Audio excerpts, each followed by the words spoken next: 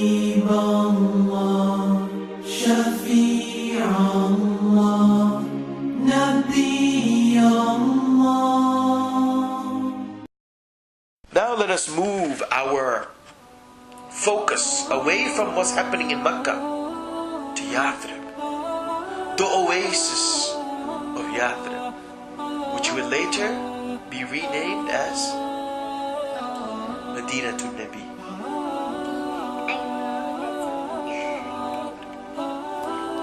Okay, so in Medina was a complicated place, okay, because there were a lot of factions there, a lot of different groups.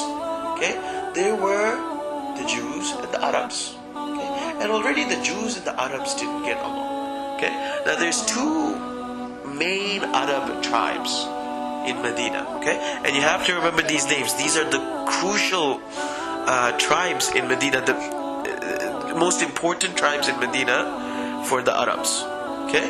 And they were called the Aus, and the Khazraj, okay? And the Aus and the Khazraj, they have their own problems amongst themselves, right? But the thing about Medina is the Arabs had heard about monotheism, about oneness of God. When Rasulullah ﷺ came and told the Arabs there's one God, people were like, I've never even heard of such a thing. What a crazy idea. But the people of Medina, they've been hearing about this most of their lives. Whenever there was friendlier times between the Arabs and the Jews would tell them, we believe in only one God. We believe that after we die, we're going to come back to life. This is another thing that the Quraysh couldn't understand. Is this man crazy? He says after we're bones and dust in the ground, that we will be brought back to life? No. Yes, we will. In Yawm al-Akhirah. Yeah, but the Quraysh couldn't believe that. When they heard that, they couldn't believe it. But the Jews had been telling the Medina people this whole time, you know what we believe? We believe that after we die, on the day of judgment, we're going to be brought back to life. Yes. So the people of Medina, the Arabs of Medina, had been hearing about this for a long time. Now another story amongst the Jews is of a man named Ibn al-Hayyan. Okay? Now he was a Jew from Syria, and he migrated to Medina. He came to live in Medina, and the Jews loved him very much. They considered him a saint, because whenever he made dua, rain came. And sometimes there hadn't been rain for a long time. There had been drought, and during drought he prayed and rain came. So the Jews generally, they revered him, they respected him as a saintly man. But did he? No, he was a saintly man. He was. Now he passed away right about the same time that Rasulullah ﷺ gets the first wahi. And when he was passing away, he said, Ibn al-Hayyan, "Oh Jews, what was it? Think about it. What was it that made me leave a beautiful land of bread and wine for a land of hardship and hunger?" He says, why do you think I left Syria, which has so many good things for me, bread and good food, and I came to Medina, where the most I can get is a few dates to eat? Why do you think I did that? And the Jews replied, "You know best, O saint." And he said, Ibn Hayyan, I came to this country in expectation of the coming forth of a prophet whose time is near. To this country, in other words to Medina, he will migrate. I had hopes that he would be sent in time for me to follow him. His hour is close upon you. And these words were taken to heart by many of the Jews there, and they were very happy about this. Now what happened, another important part of this whole Aus and Khazraj thing is that the Aus and Khazraj, around this time when Rasulullah the Aus and the Khazraj. Now, about this time, the Aus and the Khazraj were fighting even more than usual, and they fought all the time. But now, they were fighting even more than usual. There was a quarrel between an Ausi and a Khazraji. There was an Ausi and a Khazraji, and there was bloodshed in this quarrel. Right? Someone killed someone. And now they involved more and more clans of the two tribes. More and more people were getting either with the Aus or with the Khazraj. Even the Jews had taken side. Some of the Jews were with the Aus, some with the Khazraj. And they fought in a battle, a big battle where many people died. And then they fought in another battle, a second battle, where many people died. And then they fought in a third battle, where many people died. But instead of being decisive, instead of the battles clearly having a winner, it just made people angrier and angrier. And more people wanted revenge. So a fourth battle, subhanAllah, imagine how many people have died till now over a little quarrel. A fourth battle on a larger scale was about to happen. Now, in view of this, the Aus said we need even more helpers. So they sent a delegation to Mecca. They sent a group of people to Mecca to ask the Quraysh for help fighting the Khazraj. Right? So the Aus sent their people, right? Now while the people go, the Aus go to Mecca, and they go and they ask the Quraysh, and they're waiting for the Quraysh to give an answer. You know, the Quraysh take some time talking over themselves. Should we go? Should we not go? The Prophet came to them. He went to the delegation and asked them if they would like something better than what they had come for. The delegation, they asked, what might that be? And he told them. He told them of his mission, of Deen al-Islam, what he had been commanded to preach. Then he recited to them some of the glorious Quran, al-Majid, al-Sharif. And when he had finished, a young man named Iyas bin Mu'adh exclaimed, people, by Allah, this is better than what you came for. But the leader of the delegation didn't think so. He took a handful of earth and threw it in the young man's face. Ground dust. And threw the dust in the man's face. That'll be all from you, he said. By my life, we have come for something else. Iyas, of course, respected his elders, and he was quiet. And upon hearing this, Rasulullah left them, sallallahu alaihi wasallam. The Quraysh, in the end, refused the delegation. They said, no, we will not help the Aus. So they returned to Medina. Shortly after this, the young Iyas died. And those who were present at his death said they heard him. Who were there when he died, while he was dying on his bed, said that they heard him. He was continuously testifying Allah, to the oneness of Allah, magnifying Allah, praising, glorifying Allah subhanahu wa ta'ala until the end. Jalla Jalaluhu Azza wa Jal al-Haq. He, Iyas, is thus counted as the first man of Yathrib to enter the Islam.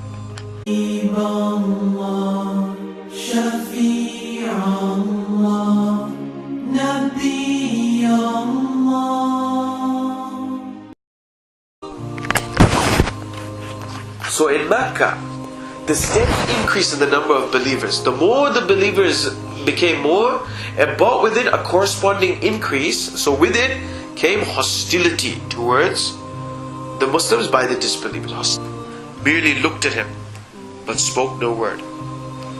And finally, when Abu Jahl had heaped upon him the worst insults he could think of, he left. He went back into the masjid to join the other of the Quraysh in the Hijr. But soon after he had gone, soon after Abu Jahl had left, and Rasulullah ﷺ, when Abu Jahl left, he was sad.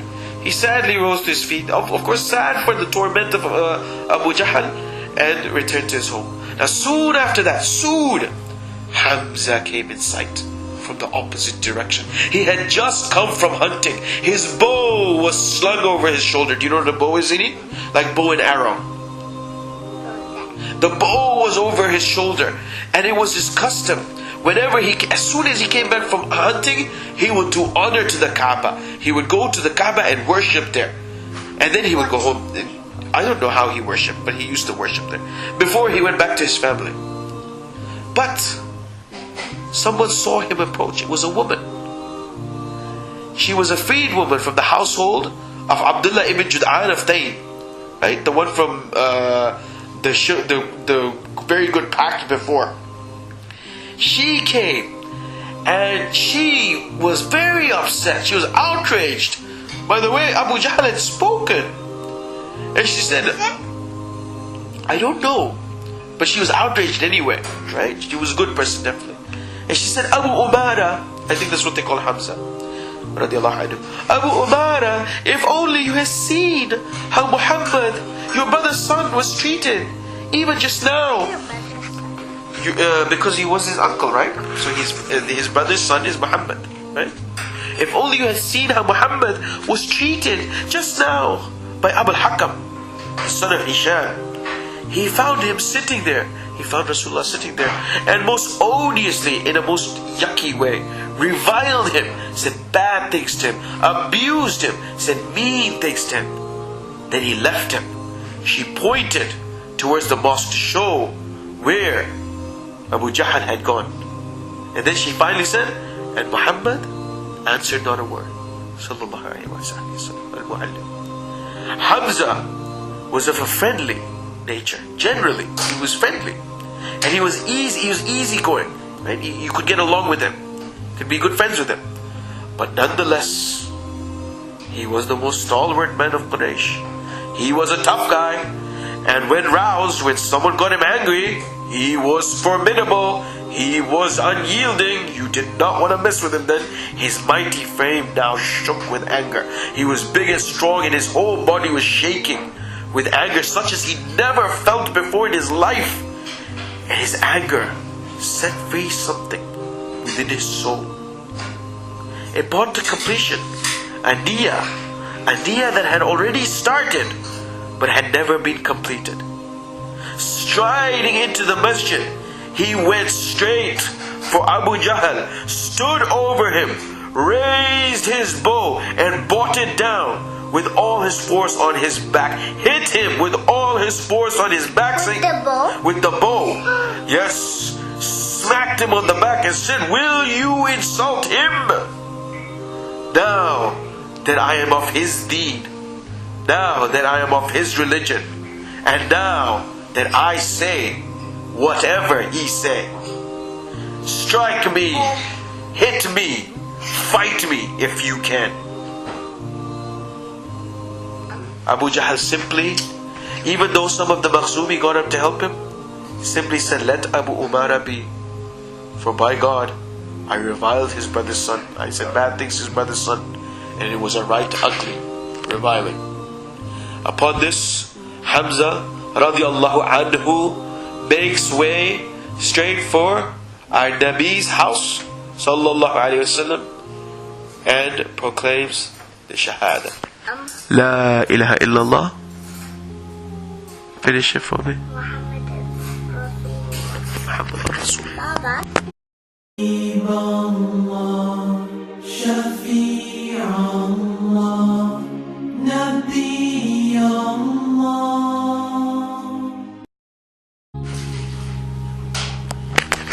From that day, Hamza faithfully maintained his Islam and followed all the Prophets. His conversion, though, left Quraysh even more bewildered. They realized of the revelation of the creation of the earth and the skies. They had told of the Prophet and the peoples of old, the ones who, when they resisted Allah, had been destroyed and doomed to Jahannam, to hell. Then came a passage which spoke to the believers, promising them protection from the malaika, from the angels, in this life and the satisfaction of every desire, insha'Allah, in the hereafter. The Prophet ended his recitation with the beautiful and most most beautiful words of the Quran and of His signs are the night and the day, and the sun and the moon. Bow not down in adoration. Adoration means love. Bow not down in adoration unto the sun nor unto the moon, but bow down in adoration unto Allah, your Creator. If Him, capital H, subhanahu wa ta'ala, if Him indeed you worship. Whereupon he Rasulullah sallallahu alaihi wasallam placed his forehead on the ground and made sujood. Then he said, "You have heard what you heard, O Abul Walid, and all is now between you and that." Utbah returned to his companions. They were struck. His face had changed. What a funny expression he had. "What has befallen you, O Abul Walid?" He answered them saying, "I have heard an utterance. I have heard something said." But we'll see. "I have heard a saying, the like of which I have never heard. It's not poetry by Allah, by God, neither is it sorcery nor sorcery. Men of Quraysh, listen to me and do as I say. Come not between this man and what he is about, but let him be. For by God, the words that I have heard from him will be received as good words. If the Arabs strike him down, you will be rid of him, and that's at the hand of others. And if he overcomes the Arabs, then his kingship will be your kingship, and his might will be your might, and you will be the most fortunate of men." But they mocked at him, saying, "He has bewitched your tongue," and all these kinds of things. He said, "I have given you my opinion, so do what you think is best." Subhanallah. Do you think he became Muslim? He didn't. Even though he was mesmerized by the words, he knew this was nothing a human being could write. He didn't. Why? Who does Hidayah come from? And even if everything happens to turn you a Muslim, if Allah doesn't give you Hidayah, you won't turn Muslim. And Alhamdulillah, shukr. And no matter what you do wrong, if Allah wishes for you Hidayah, you will turn Muslim. That is the main thing. So the Quraysh, they called Muhammad Rasulullah sallallahu alaihi wasallam Nabi Allah. They called him again, and they repeated that we will give you wealth, we will give you honor, kingship, all these things. Rasulullah sallallahu alaihi wasallam, he said, I am none of these things, and I'm not possessed, and I want none of these things. I've come to warn you, to help you. They simply were foolish, and they listened not. Allah, Shafi' Allah, Nabi Allah. Baba, whenever you say Wallahu Alam, what does that mean? When I say Wallahu Alam, that means and Allah knows best. It's usually when I don't know what I'm talking about, which is most of the time. We're recording, by the way. Okay, so Allah, and this was probably to teach us the importance of saying Inshallah. Allah probably Never say Inshallah. Yeah, I'll try better, Sidi. And Allah probably divined that Rasulullah to forget, though he was not a forgetful man, and far be it from him to do anything wrong. Allah probably divined for Rasulullah to forget that just for our sake, so that a story be there that we never forget, the story of how important it is to say Inshallah. Yes, one time, Baba. No.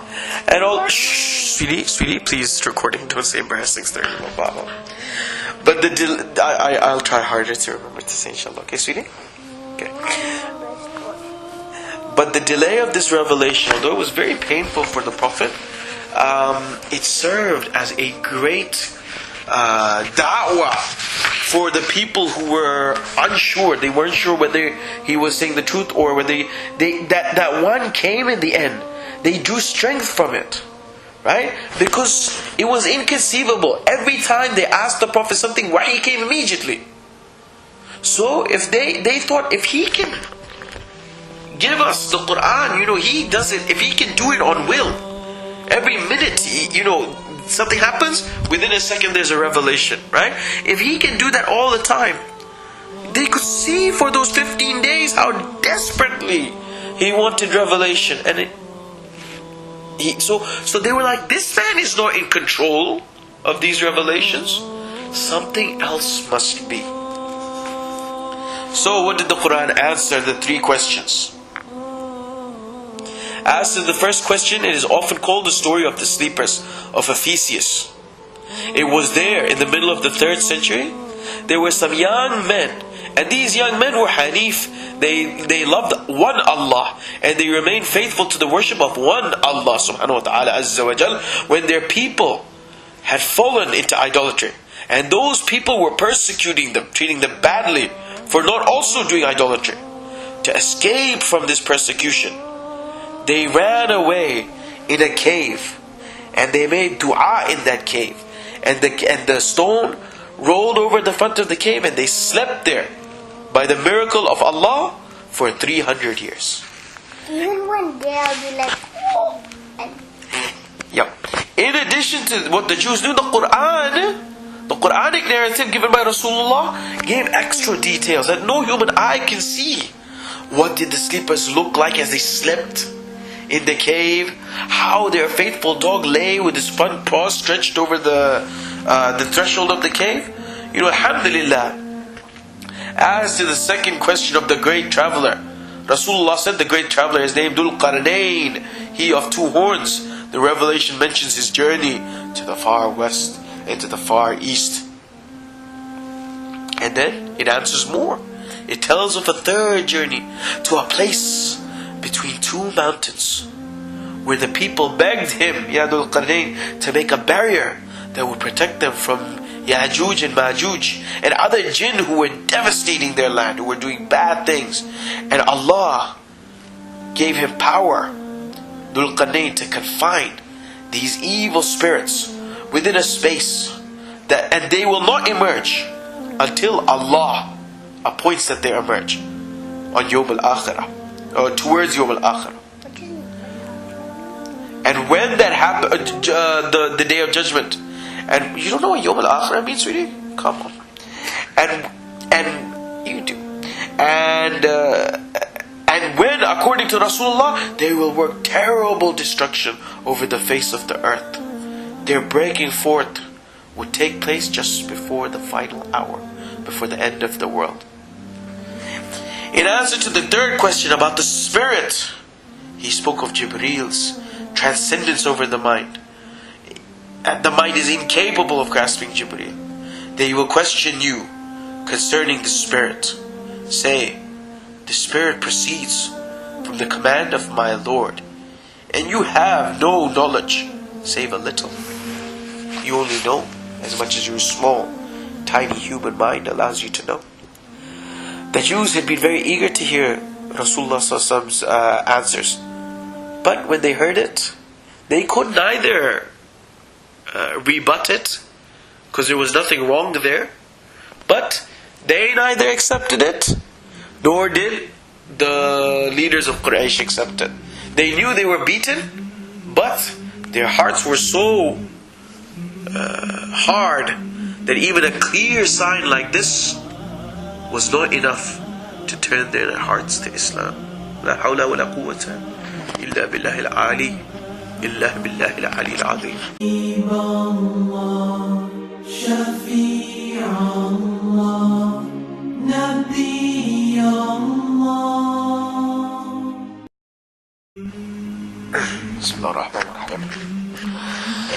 So within Mecca, it was getting very difficult to worship. Many Muslims were forced, due to family reasons, etc., to recant in the infinitely good, if any piety you have. He said, I am none other than a messenger from your Lord, that I may bestow on you a son, most pure. She said, Maryam, how can there be for me a son, when no man has touched me, nor am I unchaste? He said, even so it shall be. Your Lord says, it is easy for me that we make him a sign for mankind and a mercy from us, and it is a thing ordained. So this is the story of how Maryam was given the news of the birth of Isa alayhi salam, her son and prophet Isa alayhi salam, when she withdrew from her people unto a place in the east, and she secluded herself in the worship of Allah. And they sent Jibreel alayhi salam to her, and Jibreel came like a man, and she said, I take refuge from you, because she didn't know who it was. She said, I take refuge from you, I look for protection from you in Allah, the infinitely good. If any piety have you, stay away from me. But he, Jibreel alayhi salam, said, I am none other than a messenger from Allah himself, that I may bestow on you, that I may tell you the news of a son most pure. She said, how can there be a son for me when there is no father? Right? Every child has a mama and a baba, but she says, there's no baba. How can I have a child? And Jibreel alayhi salam said, even so it shall be. Because it can't. In the history of humans, every child has had a mama and a baba, except for Bibi Maryam radiallahu alayhi salam. He said, even so it shall be, because your Lord says, and your Lord says, it is easy for me, it is easy for Allah, everything is easy for Allah. He says, be, and it is. That we may make him a sign for mankind, that Isa alayhi salam may be a sign for mankind and a mercy from Allah subhanahu wa ta'ala. And it is a thing ordained. When Allah ordains something, when Allah wants something to be, it is. Upon hearing this revelation, the Najas, he wept, he cried. Just upon hearing the revelation, it hasn't been translated yet, he cried. His bishops cried too, they were all crying when they heard him recite. And when it was translated, they cried again. And the Najas said, this has truly come from the same source as that which Jesus brought. Then he turned to Amr of Quraysh, and he said, you may go, for by God I will not deliver them unto you, they shall not be betrayed. When they had withdrawn from the royal presence, when everyone left, Amr had another idea. He said, tomorrow I will tell him a thing that shall tear up this green gourd prosperity of theirs by the roots. He says, I will try again with the Najas. I will tell them that they aver, that they believe that Jesus the son of Mary is a slave, right? Because Christians, of course, generally believe that Isa alayhi salam, Jesus was the son of God. He said, Amr's idea was, the Najas will be so angry when he finds out what they say about Jesus. They say he's a slave. So the next morning, he went to the Najas and said, O king, they utter an enormous lie about Jesus, the son of Mary. Do but send them and ask them what they say of him. So he was saying, they say bad things about Jesus, ask them. So the Najas sent them. When word came, the believers were a bit troubled. They were a bit troubled. They consulted together as what they should reply. When this question is put to them, they did worry that it would be considered an insult in some way, but they knew they had no choice but to say what Allah has said. So when they entered the royal presence, and it was said to them, what say you of Jesus, son of Mary? Ja'far answered, we say of him what our Prophet, what our Rasul brought unto us, sallallahu alayhi wa sallam, that he is the slave of Allah, he is Abdullah, and his messenger and his spirit and His word, which is, so this is with capital A. So, and he is the slave of Allah, and Allah subhanahu wa ta'ala's messenger, and Allah subhanahu wa ta'ala's spirit, and Allah subhanahu wa ta'ala's word, which Allah subhanahu wa ta'ala cast unto Mary, the Blessed Virgin. Then the king, the Negus, took up a piece of wood and said,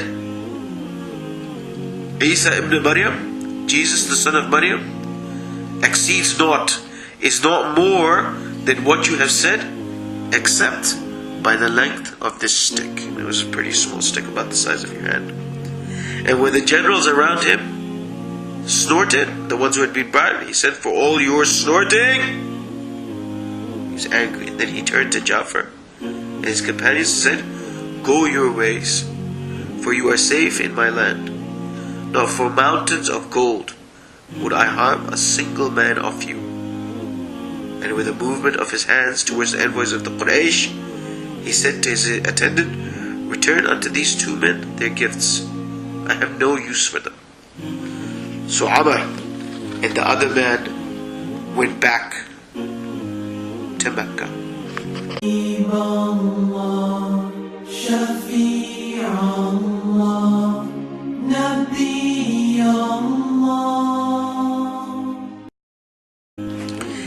Meanwhile, the Najashi, he had been deeply touched by what he had seen and heard, and the people of his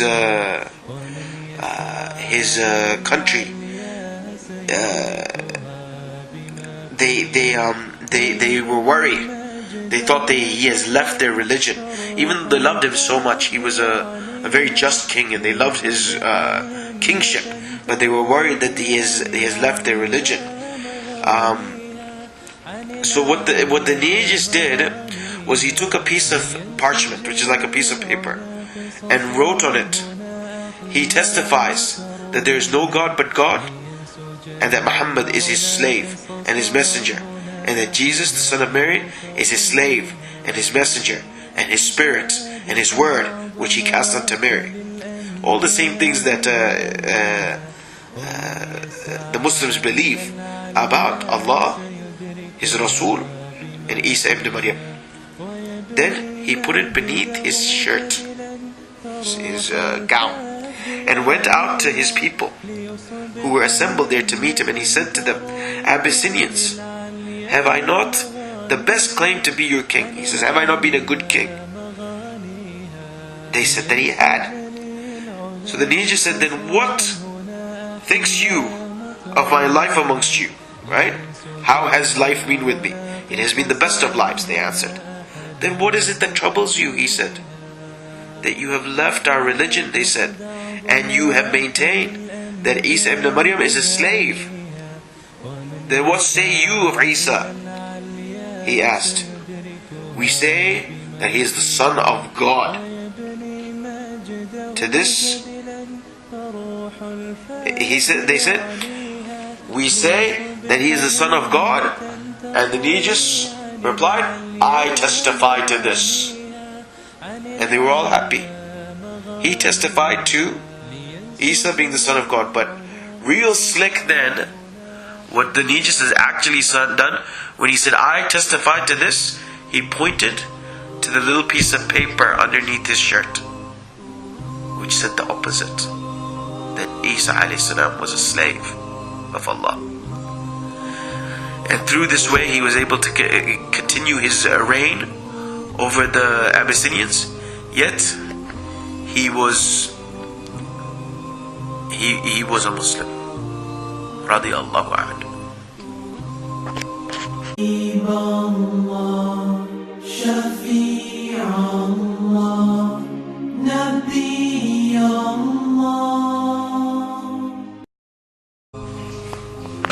Bismillah ar-Rahman ar-Rahim. So, when the two envoys returned to Mecca, so the people who had gone to Abyssinia, they came back from Abyssinia with the news that they had been rebuffed, that the Negus had preferred the Muslims, and that they hadn't listened to the demands of the Quraysh. The Quraysh were indignant, they were unhappy and dismayed, they immediately set about being even badder to the Muslims, even worse to the believers. And largely, they were under the direction, under the orders of Abu Jahl. Now Abu Jahl had a nephew, and the nephew's name was Omar. He was one of the most violent and unrestrained in carrying out his instructions. Omar was at this time about 26 years old. He was a headstrong man. He was very confident. He was not easily deterred. If he set about doing something, he would do it. And of great resolution. Once again, he was the type of man, if he wanted to do something, he usually did it. Umar ibn al-Khattab. But unlike his uncle, there's something different about Umar. He was pious. He was religious for the wrong religion. And here in fact lay his chief motive. This was the main reason he opposed Deen al-Islam. Khattab, his father, had brought him up to venerate the Kaaba, to respect the Kaaba. But respect of the Kaaba in Umar's mind meant respecting also everything inside it. Right? They were inseparable. You couldn't separate them. So respecting the Kaaba meant respecting all those gods and goddesses, those idols. It was all woven together to him. So there was no space inside the Kaaba. Yeah. There was a lot of idols in there.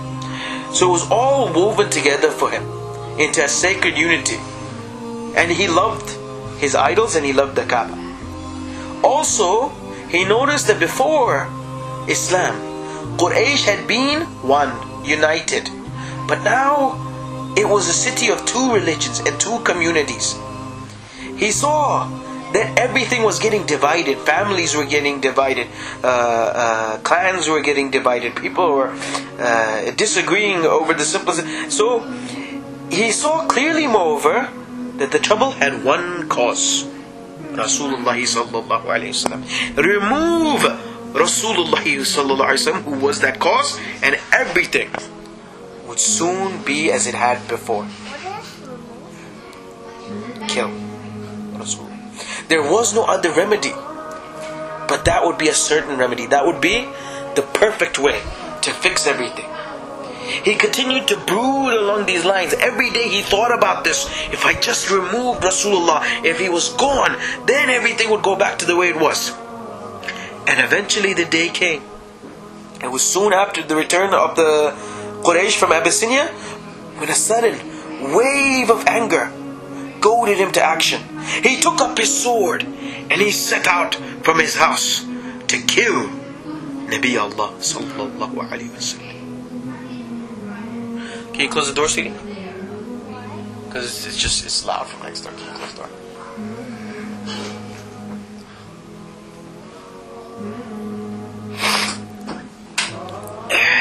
Where were we? So he left his house with his sword in hand. No sooner had he left than he came face to face with a Nu'aym ibn Abdullah. Now Nu'aym was a family member, and Nu'aym had entered Islam, but he kept it a secret, mainly in fear of Umar. Others too, but in fear of Umar. What would he do if he found out I was Muslim? So Nu'aym came across Umar, and Umar's his friend. He knows something's wrong. He sees a grim expression, an angry, sad expression, more angry expression across the face of his friend Umar. And this prompts him to ask him, Ya Umar, where are you going? I am going to Muhammad, that renegade who has split the Quraysh in two, said Umar, and I shall kill him. Nu'aym tried to stop him. He tried in every way. He pointed out, Ya Umar, if you do that, you will be killed. They will certainly kill you for doing such a thing. But Umar was deaf to such argument. He didn't care. He didn't even care if they killed him because of what he did. He wanted to kill Rasulullah sallallahu alaihi wasallam.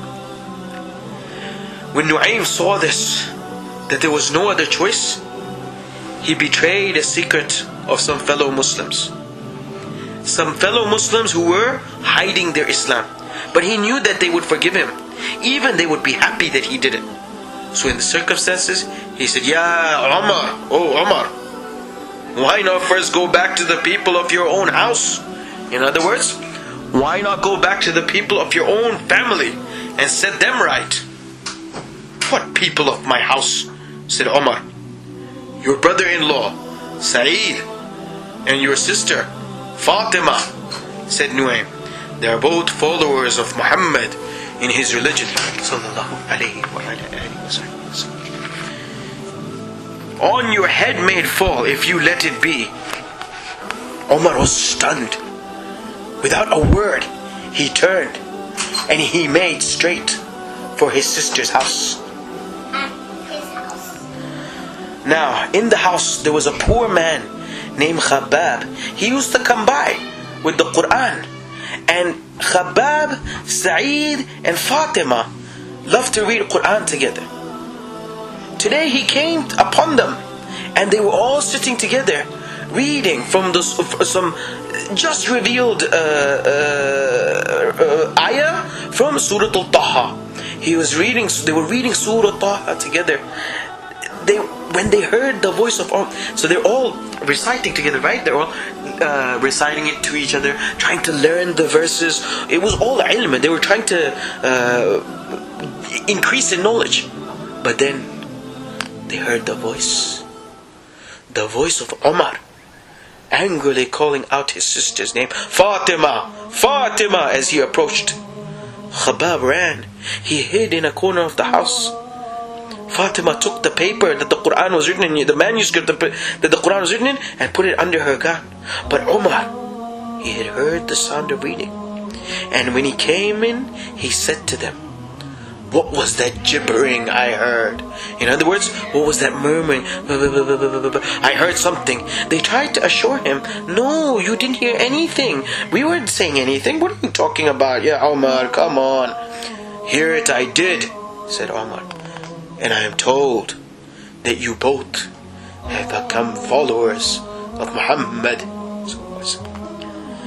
Then he set upon his brother-in-law, Sa'id, and grappled with him, wrestled with him. He wanted to hurt him. And with the sword? No, just they were fighting with hands. And when Fatima, the wife, went to aid her husband, to help, she just wanted to help her husband, Umar struck her. He hit her with a blow, a punch that hurt her.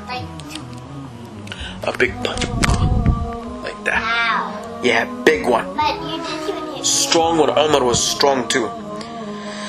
Umar struck her, and he hit. I told you just 2 seconds ago. He hit her. They said, it is even so. The two Muslims said, it is even so. We are Muslims, and we believe in Allah and His Messenger.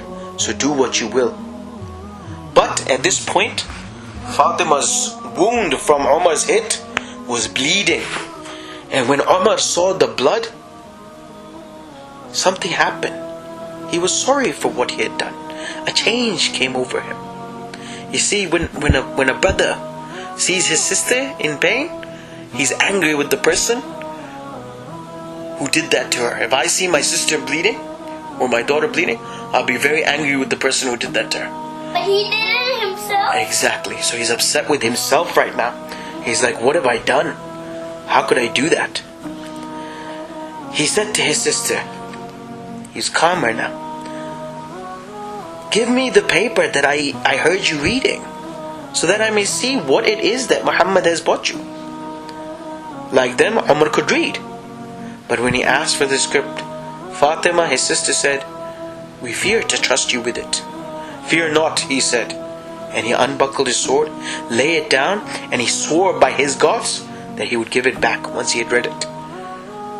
Fatima, could see that he was softened, and she was filled with longing that he entered Deen al-Islam. Oh my brother, she said, you are impure in your idolatry, and only the pure may touch the Quran. Thereupon Umar went and he washed himself, and she gave him the page on which was written the opening of Surah Al-Taha. He began to read it, and he read it word by word, passage by passage, ayah by ayah. When he had read a passage, he said, I'm not sure what they mean by that, but he had read some part of that surah, and then he said, it hit him. How beautiful. He realized it.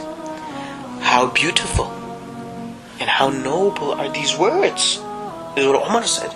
When Khabbab heard this, he came out from his hiding and said, Oh Umar, I have hope that Allah has chosen you through the prayer of His Rasul. Yesterday I heard Rasulullah say, Oh Allah, strengthen Islam with either Abu al-Hakam, the son of Hisham, or with Umar ibn al-Khattab. Oh Khabbab, said Umar, where will Muhammad now be sallallahu alayhi wasallam, that I may go to him and enter Deen al-Islam? Khabbab told him he was at the house of Arqam near the Safa gate with many of his companions. Umar girt on his sword. He put his sword back on again. I don't know, but he did, and he went to Safa and he knocked at the door of the house. He said who he was. They had been warned by Nu'aym, so they expected Umar to come, but they were struck. He was subdued in his tone of voice. One of the companions went to the door and looked through a chink and came back in dismay. Oh Messenger of Ya Rasulullah, he said, it is indeed Umar, and he is girt with his sword. Let him come in, said Hamza. If he has good intentions, we will give him a wealth of good, and if his intention be evil, we will return that. The Prophet agreed.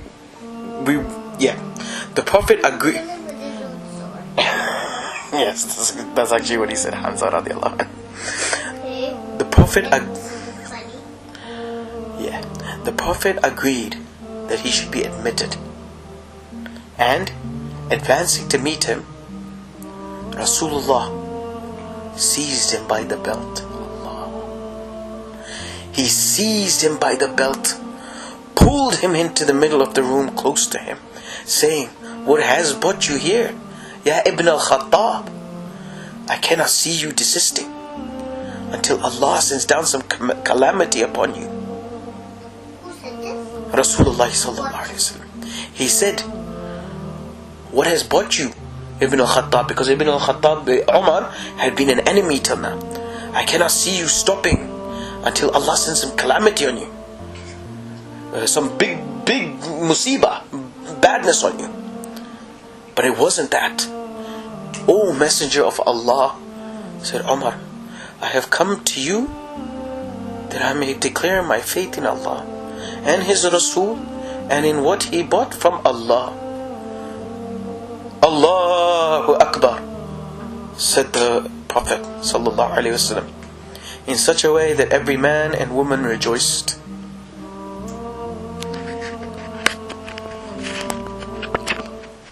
Allah,